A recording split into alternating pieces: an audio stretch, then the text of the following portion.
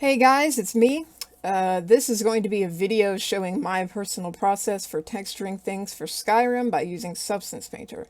I definitely want to preface this with I'm very much a beginner to 3D modeling and texturing things from scratch. There are a lot of people out there who know a lot more than me on this subject, but it's something that's pretty difficult to learn specifically for Skyrim because there's not a lot of straightforward guides. Like, oh, you want to make textures from scratch for Skyrim? Well, here's how to do it. Or you want to make meshes from scratch for Skyrim? Well, here's how to do it. It's kind of a process of gaining different knowledge in different areas and then being able to put it together in order to get it to work with Skyrim. So, I definitely want to emphasize that I am a beginner. I'm nowhere close to even an intermediate or even an expert. I've only done texturing from scratch for like a few months, and I've only ever textured clothes. So that's the sort of knowledge that I currently have. I'm definitely going to dive into other things. I'm getting a degree in 3D art and game development, so hopefully that is going to give me a leg up. But if you want to learn more about texturing, see if you can, that I would definitely recommend watching YouTube tutorials and all this stuff from actual like established texture artists. And I'm still learning from other people who are more experienced than me, like Shingles Cat. And I'm going to be sharing some of the knowledge she's shared with me in this video, as well as knowledge that other people have shared with me. But definitely take what I say with like a grain of salt. I'm not an expert. I do not want to be regarded as an expert. I appreciate when people tell me the stuff I do is really good, but realistically, I have a lot to learn. Also, I should say I'm really bad at articulating myself verbally, but I felt like showing this through video rather than through a text tutorial would be a lot better. So the first thing that we're going to address is how to get a NIF file into Substance Painter. Substance Painter does not read NIF files. Whenever you make a new project and try to select a mesh, it only recognizes FBX, ABC, OBJ, DAE, PLY, and GLTF.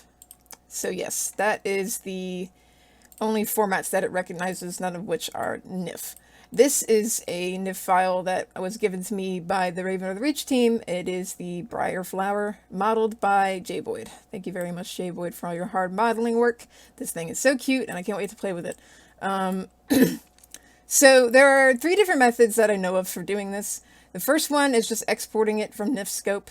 The second one is using Outfit Studio to export it, and the third one is using 3ds Max. Personally, I like using 3ds Max as a bridge between Skyrim and other software. That's because I feel most comfortable with it. I'm not sure if there's actually any serious advantage, but don't worry too much if you don't have 3ds Max, because it's a software that is really expensive to pay for. It is a subscription-based software, and it's really pricey.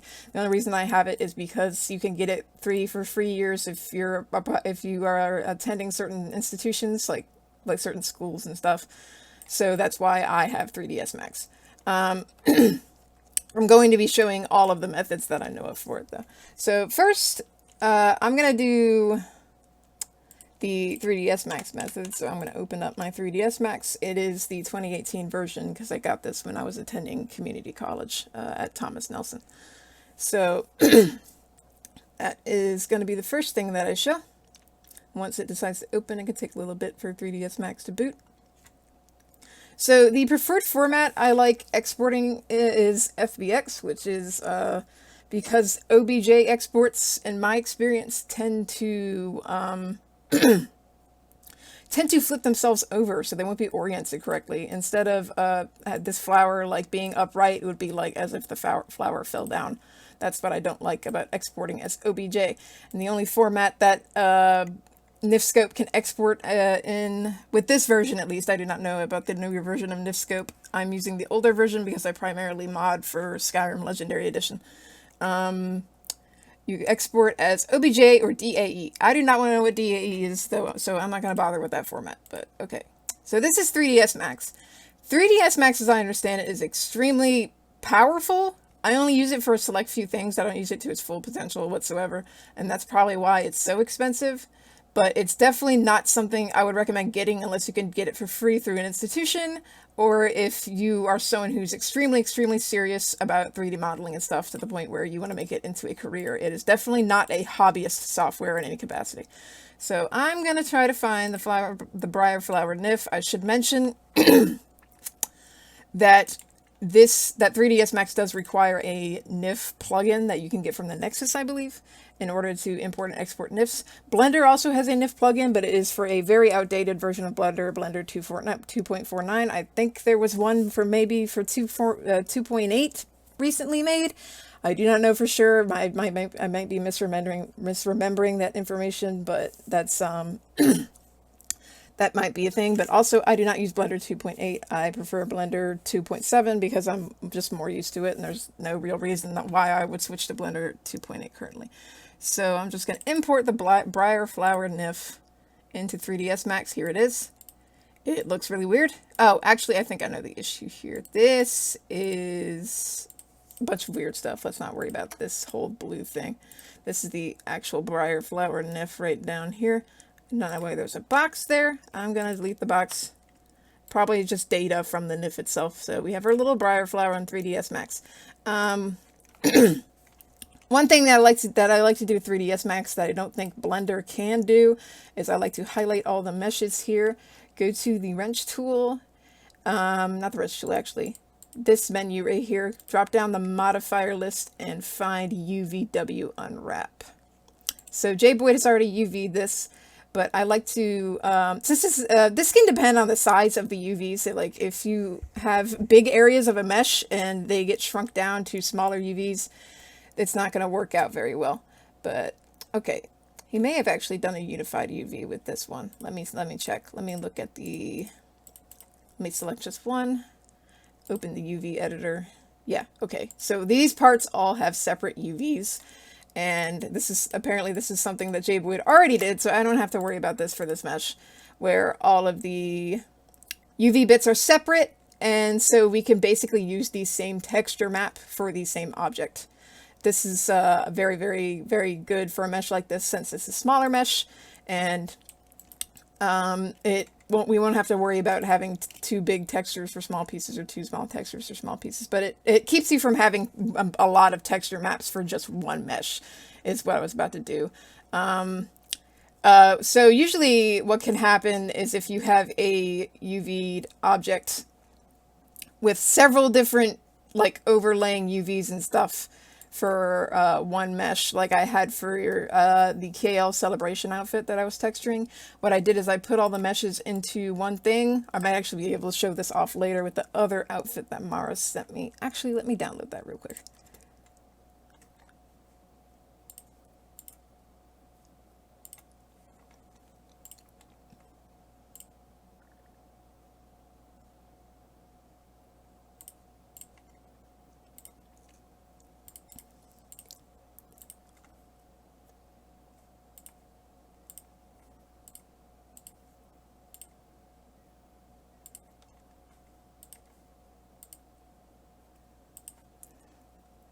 Okay, it's downloaded. So basically, I usually do this. The point of this is just so that you can have as little image files for your object as possible, rather than having multiple ones. Why did I try to import it while I have the flower open? I don't know. I can't have multiple windows in this like I can with other programs. I'm just very silly. With this mesh, JBoyd already did that.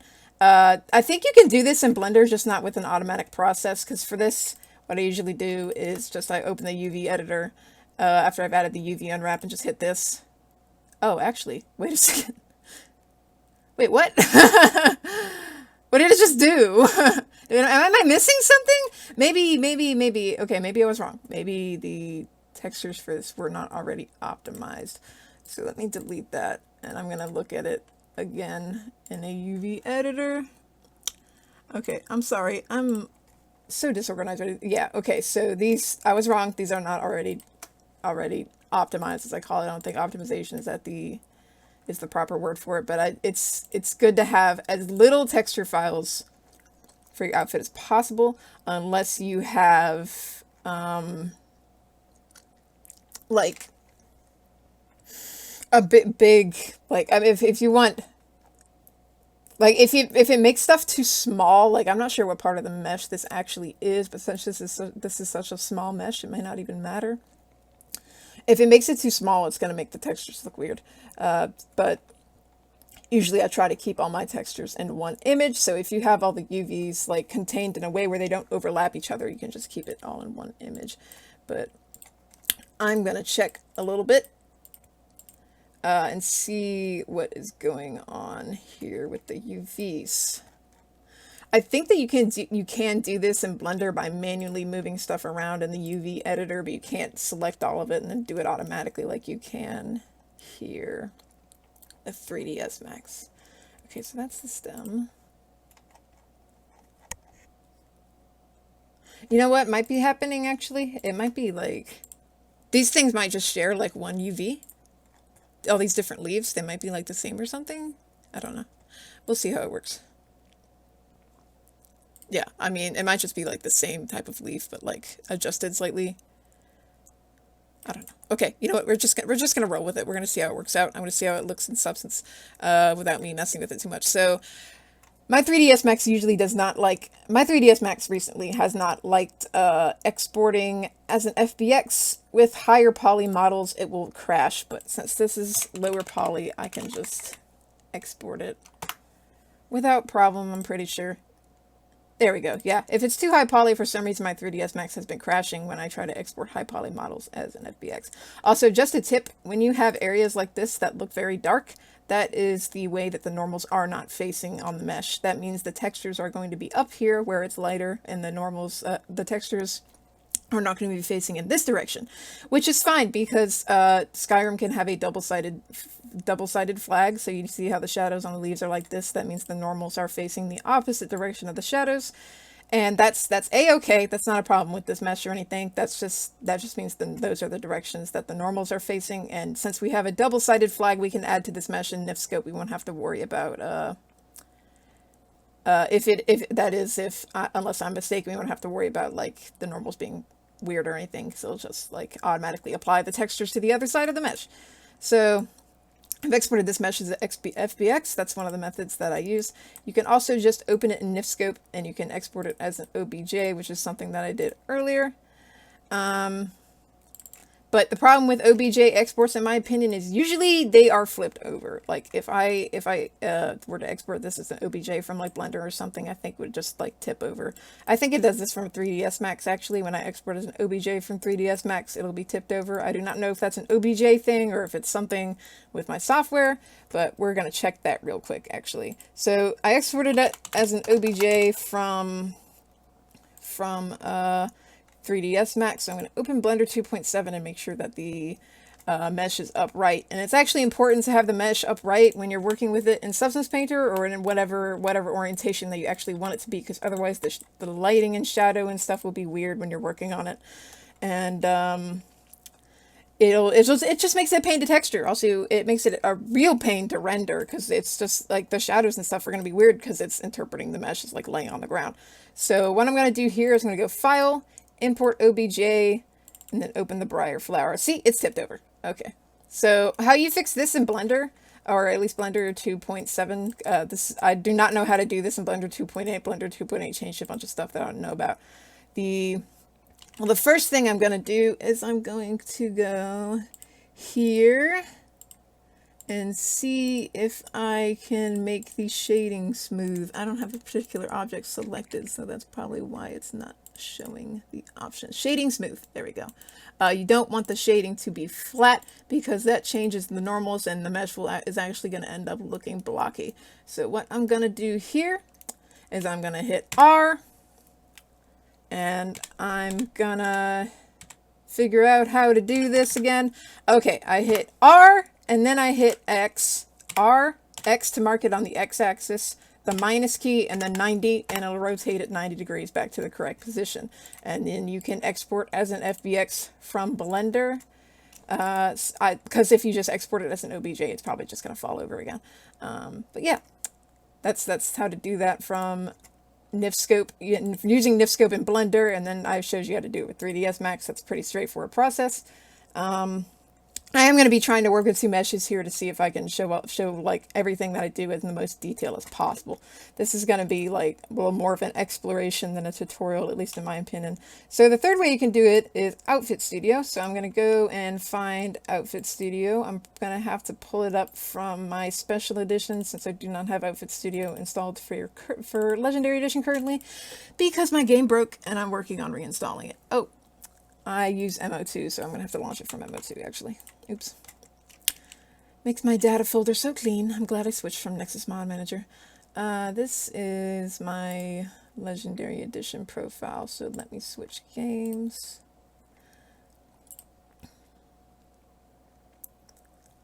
As Outfit Studio, if you do not have a program like 3ds Max, Outfit Studio should be your bridge, in my opinion, between outside software and Skyrim. It's good to use to convert stuff to NIFs. Like, you definitely do not need the... Unless you do, like, fancy skeletal shit like Shingles Cat does when she's working on her meshes for Beyond Skyrim Black Marsh, you do not need 3ds Max or anything else, or the Blender 2.49 NIF plugin stuff to convert things into NIFs. Jeez, I gotta open Steam, apparently. That's obnoxious. This was what I was missing when I was trying so hard to like learn how to get stuff into Skyrim or make custom meshes for Skyrim. Was Outfit Studio. I didn't understand how to use it, but it, despite the bugs and updates and stuff that it needs and like some of the problems it has, it is a very powerful tool. It's free. It's used. You can use it as a bridge between Legendary Edition and Special Edition. You can use it as a bridge between outside software and the game. You can use it to port things. It's pretty good. Like, it's pretty good. Okay, I'm gonna close Steam and then run Outfit Studio. You can use Special Edition Outfit Studio for LE meshes. You just have to tell it not to convert it. They're just essentially the same, almost the same program. I did not mean to hit that button. So I want to go to File, Import from NIF. Find my NIF file, Briarflower. I'm going to hit no because this is going to be, well, this is a mesh for Legendary Edition. And here is our little flower. Oh my gosh.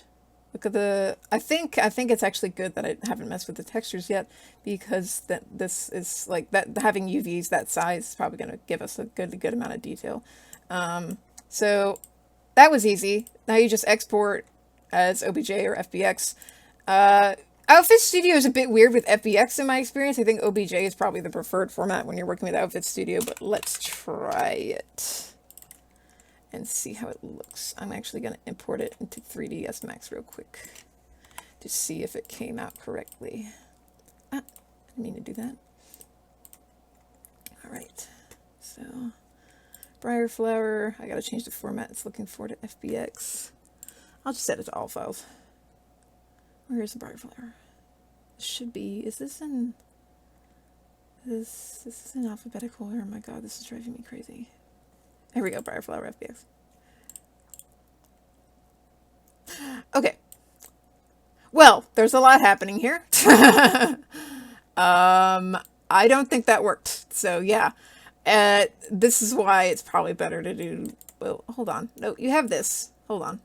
There we go. There's the Briarflower. That's fine. We just have a bunch of weird extra shit down here. I guess that has to do with the, I don't know, like NIF stuff. Maybe it's a skeleton or some kind. I don't know.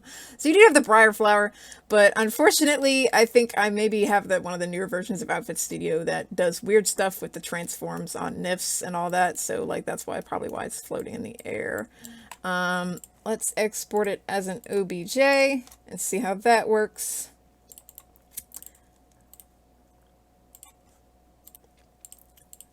And then let's pull that up. Import. And yeah, it's going to be flipped over. You can also adjust this in 3ds Max. It's actually a little bit easier to do. Also, if you export it as an OBJ from... Okay, so you see here, it's just one mesh. It's just Briarflower. Actually, let me see how the UV looks on that. Oh, I already know how the UV looks on that. I keep wanting to fuck with the UVs. I'm just going to leave that alone for now, unless I actually have to change it, because I'm not sure, and Jay Boyd's probably knows what he's doing, and I'm the one who doesn't know what I'm doing. So, okay, first of all, changing this when you have it flipped over like this in 3ds Max is easy. You just go to File, Rotate, I think you go to Z here, -90. No, that's to flip it around on the Z axis. I think X would be -90. There we go. So it's easy to get that up there, but it's also phasing through the floor. And also it is just one mesh, so we lost all the separate mesh information for this. It would have to be painstakingly separated again. That's another part of the reason why I prefer the FBX format, because see, if we export our Briarflower FBX, you still have all the separate pieces. So that's just helpful to not merge all of those together, especially if the UVs are different, because then you'll have problems when it comes to the texture map.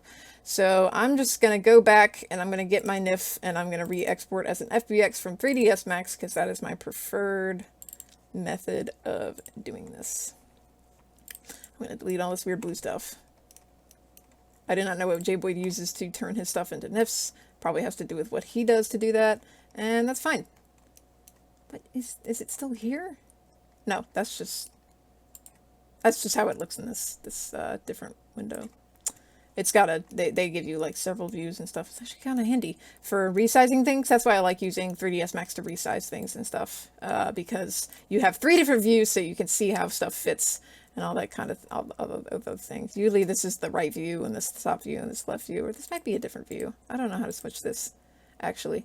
Maybe it's bottom. I don't know. It'll yeah. It's 3ds Max can be very helpful, but also don't buy it unless you're filthy stinking rich, or if you want to make a career out of this stuff that would pay back in that investment, because it is very expensive. Even the affordable version that they made is still very expensive. It's like $300 a month or something. I don't know. I may look that up. All of Autodesk products are expensive. But if you are a college student or something, you can probably get it for free for 3 years. So yes, monthly payment $205, yearly $1,620, 3 years $4,375. And I am someone who finds it abhorrent that you can pay $4,375 for a software and not own it. But this is probably something very much oriented towards professional gaming communities, gaming people who can afford that kind of thing, like actual gaming studios and stuff. So there's supposed to be an affordable 3ds Max subscription, at least more affordable than this. I wouldn't call it affordable, but yeah.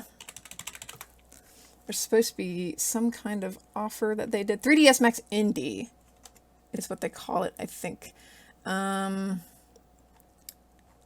Where is like the actual link, please?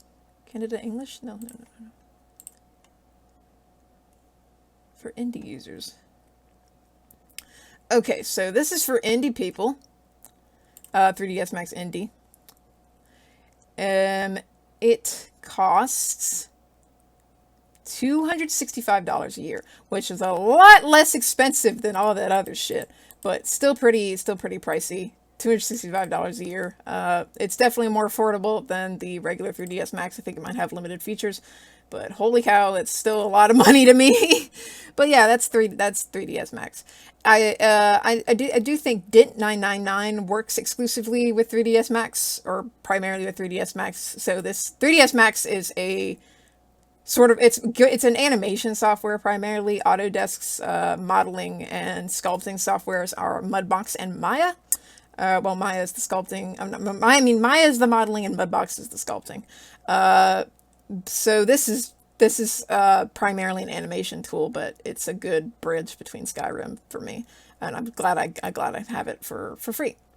So those are all the methods that you can use to get your stuff to not be a NIF anymore. I think I would recommend the 3ds Max method first if you are someone who can get the 3-year free stuff for 3ds Max because of being an institution, or if you're someone's filthy stinking rich enough to afford 3ds Max. And my second recommendation would be the NIF scope and Blender method, where you export it as export it from NIF scope with an OBJ, and then just flip it back up so it can be upright. So I'm just going to export this again as an FBX from 3ds Max. I don't know if I just did this, but hard to be careful. And then I'm done with the process of turning it into something that I can texture in Substance Painter.